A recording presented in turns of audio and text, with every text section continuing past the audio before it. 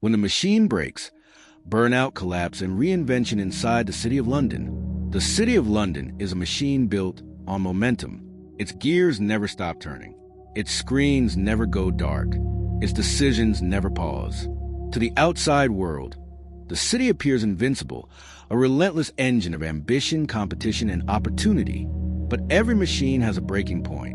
And in the city, that breaking point is human. Burnout is a shadow that follows everyone who steps inside the square mile. It is the silent consequence of constant pressure, the invisible cost of relentless ambition. It creeps in quietly, in late nights that turn into early mornings, in weekend sacrifice to deadlines, in the shrinking space between work and self. At first, people think they can control it. They push harder, work longer, sacrifice more. But eventually, burnout begins shaping them instead of the other way around. It often starts subtly: a loss of enthusiasm, a sense of numbness, a growing difficulty focusing, a feeling that success brings less joy and failure brings more fear. People ignore the signs, believing they are temporary. After all, everyone around them appears to be coping. But beneath the polished surface of the city, many are struggling silently. Burnout is not a personal flaw. It is a systemic byproduct of an environment that demands perfection from imperfect beings. The emotional unraveling begins slowly. Someone who once thrived under pressure suddenly feels overwhelmed by simple tasks. A trader who once navigated volatility with confidence begins second-guessing every move. A lawyer who once drafted complex contracts with ease struggles to write a single sentence. The disconnect between expectation and capacity becomes unbearable. The mind begins to blur and the body follows.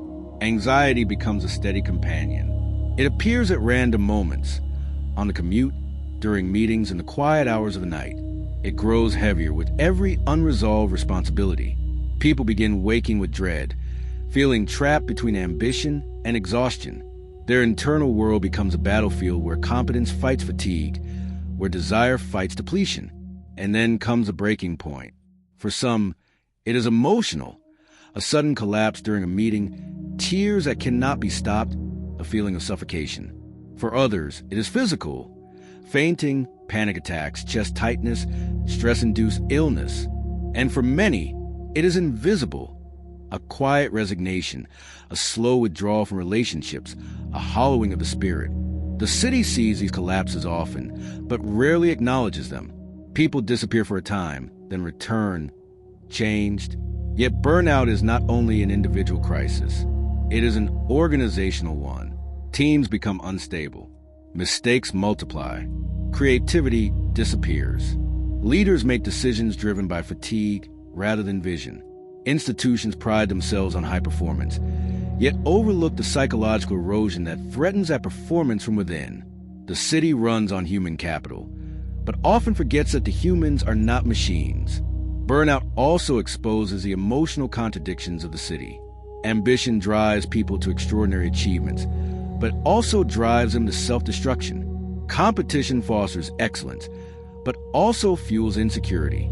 High expectations inspire growth, but also create constant fear of inadequacy. The city rewards strength, but punishes vulnerability. It celebrates resilience, but ignores the reasons resilience is needed. The very qualities that make the city powerful also make it dangerous for the people who keep it running. But where there is collapse, there is also rebirth. Burnout forces reckoning. It strips away illusions. It compels people to confront their limits, their priorities, their identity.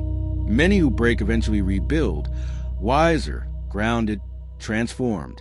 They learn to set boundaries. They rediscover parts of themselves buried beneath deadlines. They reconnect with family, with rest, with purpose. They return to the city not with blind ambition, but with clarity. The collapse becomes a turning point rather than an ending. Some leave the city entirely. They choose peace over pressure, meaning over status. They start businesses, move abroad, pursue passions long postponed. They realize life exists beyond the trading floors and glass towers. Their departure becomes an act of liberation. The city loses their talent, but they regain their humanity. Others stay, but differently.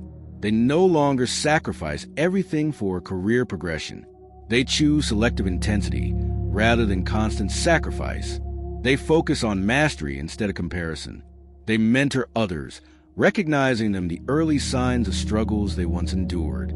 They become the quiet stabilizers of the city, the ones who create healthier environments, who protect teams from unnecessary pressure, who understand that success is not measured by exhaustion. Institutions, too, are beginning to confront burnout more seriously. Some introduce mental health programs, flexible schedules, and wellness initiatives. But these efforts, while helpful, often address symptoms rather than causes. True reform requires cultural transformation, a shift toward valuing long-term sustainability over short-term output. A shift toward environments where vulnerability is not weakness, where rest is not failure, where human well-being is recognized as essential to consistent performance. The city's future depends on how it handles this crisis. Technology will automate tasks, but anxiety will remain. Workloads may evolve, but pressure will not disappear. The psychological demands of finance will always be intense. The challenge is not to eliminate stress. That is impossible, but to manage it intelligently, humanely, sustainably. Burnout reveals a deeper truth about the city. Its greatest strength and its greatest vulnerability are the same: people. Without them, screens are silent and systems are meaningless. The city cannot afford to break the very individuals who give it life. The human mind is not a renewable resource. It needs protection, care, and space to recover. The city must learn to see its workers not as components in a machine, but as human beings with emotional ecosystems as complex as the global markets they navigate. It must create cultures that prioritize growth rather than depletion, resilience rather than denial, clarity rather than chaos. But the emotional truth of burnout is also a story of possibility. For many, the collapse is the first honest moment they experience in the city, a moment when the facade shatters and the real self emerges. It becomes an invitation to rebuild a life that is balanced, intentional, and meaningful. Burnout is painful, but it is also transformative. It reveals what truly matters. It forces people to reclaim their time, their identity, their purpose. In the end, burnout is not just a personal crisis. It is a cultural mirror, reflecting the city's values, exposing its blind spots, and challenging it to evolve. As the city moves deeper into the 21st century, the institutions that thrive will be those that protect human energy as fiercely as they protect capital. In the next episode of Cinematic London Finance Chronicles, we explore redemption, how individuals rediscover purpose after collapse, how institutions rebuild trust after failure, and how the city transforms crisis into evolution. Subscribe and continue the journey into the unseen forces shaping our world.